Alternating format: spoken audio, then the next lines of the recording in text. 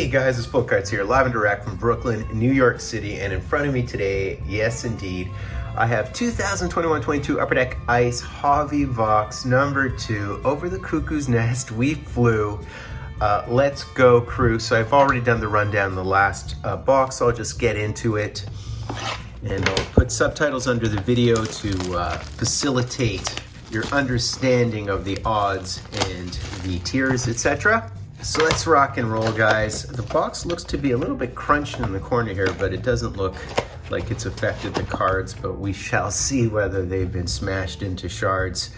So the levels are really concerning in a product like this because I can tell you historically the odds of hitting your Crosby rookie card or whatever it is from whatever era it is really, really tough. When you consider there's 99 only of the top flight rookies, let's say there's 10 cards on the checklist, right? So that is like the order of one future watch vis-a-vis the 1200s. If there's 30 cards that are numbered to 1299, then you're talking the order of about 39,000 cards. So you see why it's really, really tough to hit your true rookies, particularly if there's also parallels numbered to 799, etc. So keep that in mind, guys. So let's rock and roll. Vasi, OV, back of the cards.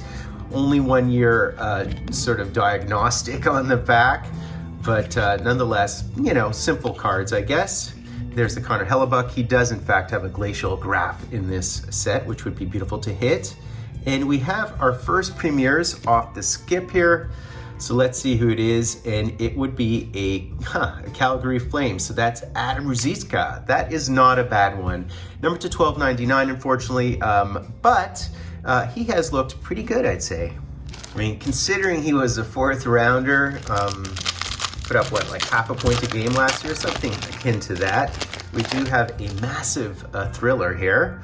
So continuing on, we've got Dylan Larkin, Brent Burns, the Beard, Sebastian Aho, and we do have a green here, and the green would be Lane Peterson. So that is a rookie.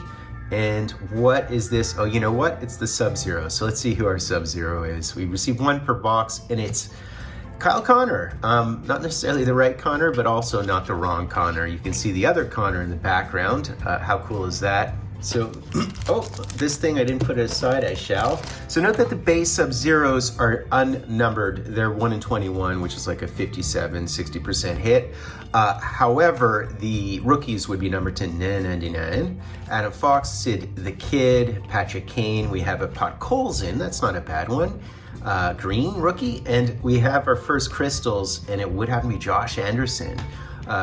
Definitely in trade speculation 90% of the time, and there is the Swayman base rookie card as opposed to Premier. I mean, it's really, really important to analyze checklists because, for example, the Snowflake autos, if you want to hit Connor McDavid, it's like 1 in 60,000, you know, which is like, what, a 0.0075% chance? I mean, good luck with that. It's the same for the Crosby. So you have to always be cognizant of the fact that the odds are really against you. It's not as if you buy a box under the assumption, hey, you never know, I could get lucky. It's like, mathematically, it's impossible. Like, I mean, it really, really is. So it's just worth being very, very cognizant of these odds. There's Josh Bailey Green and a Jesper Bratt Orange vet. Okay, a lot of bling going on with these cards, and a Cole Perfetti base rookie card. And for example, like a Cole Caulfield signature swatch, that's like 1 in 3,500, something to that effect. So, you know, it's a case hit, but if you're gonna hit the case hit of that, you're not gonna hit the Cole Caulfield on average, you're gonna hit the Ryan O'Reilly or the Spencer Knight. You know, who still has a high ceiling, mind you, but, you know, so it's just, the math is really, really brutal for these products at this point. There's Philip Danault, and there is the Garrett Pilon. Very nice, very, very nice. So that would be an orange rookie and the Ferens. And I'd say that the Sub-Zeros are autos that are super easy to hit on average because you will receive 1 or 2 per case. But again, like the Cider is what, 1 in 9,000, Cole Caulfield the same. So you're talking, even there, you're talking like a 0.1% chance. So, you know, I'm just very cognizant of these odds. There's UPL, don't mind hitting UPL, and our crystal rookie is Wade Allison. So these are really interesting die cuts, to say the least. I mean, I've sort of compared them to the Game of Thrones throne, except, I mean, Ice King-ish. Very nice.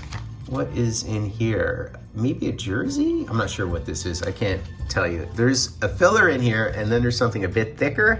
I mean, we could receive one of those rip cards, but we'll see. Jan Jenik, Markstrom, Sammy Reinhart. What is this? This thing feels a bit thicker. Oh, you know what? It might be, wow, I can't believe we hit one of these.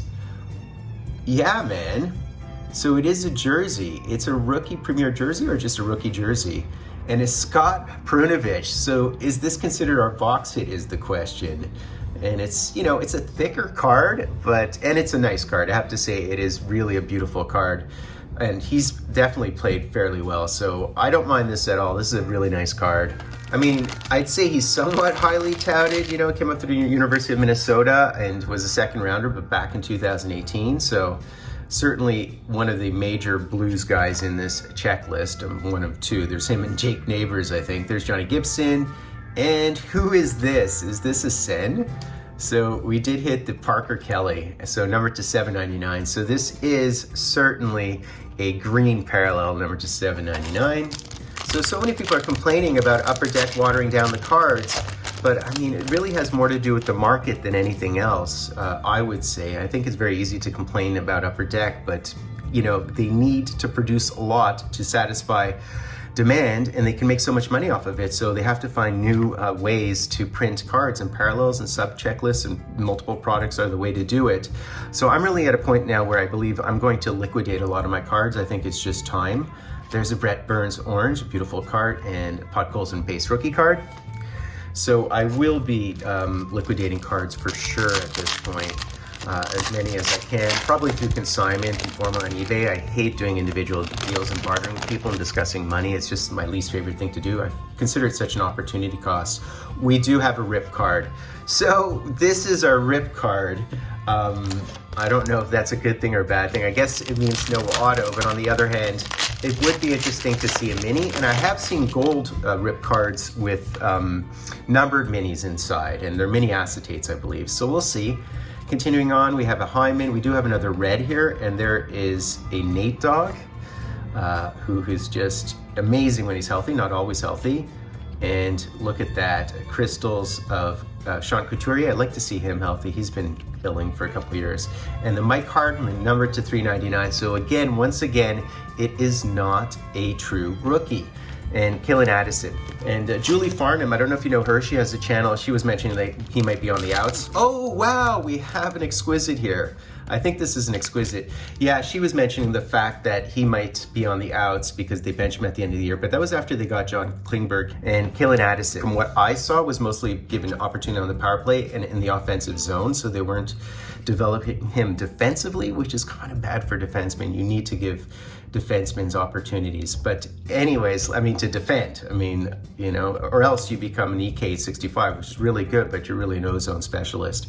So Joey Keane, rookie card, and what is, I think this is a rip card. That was my assumption here. Oh, cool. Look at this. A Frozen Ice Nazem Kadri. So what do you think, guys? Do you think I should do it? I think I might do it. Well, let's see what's in this pack. We'll do the other two packs and then we'll do the rip card. I was hoping for a rip card just for you guys because I thought it'd be entertaining for you guys. All right, so we have a thick here. So we know it's an Exquisite. I think it's an Exquisite, probably a base Exquisite unless it's something crazy, unless it's like a Black 101 in some parallel universe. Alex Newhook rookie card. Mikko Rantanen, I mean, still underrated to my mind. He is a superstar. Sean Tavares. Josh Morrissey, I'm really milking this today. The green would happen to be the Anthony Mantha. That guy's stock is falling. So what's this? So we do have an Exquisite, which is awesome. So this is sort of a semi-box hit, but it might just be a base one, right? So number 21, of course. I mean, Philip Kurushev, right? Who's like the most common one, and it's a non-auto, right?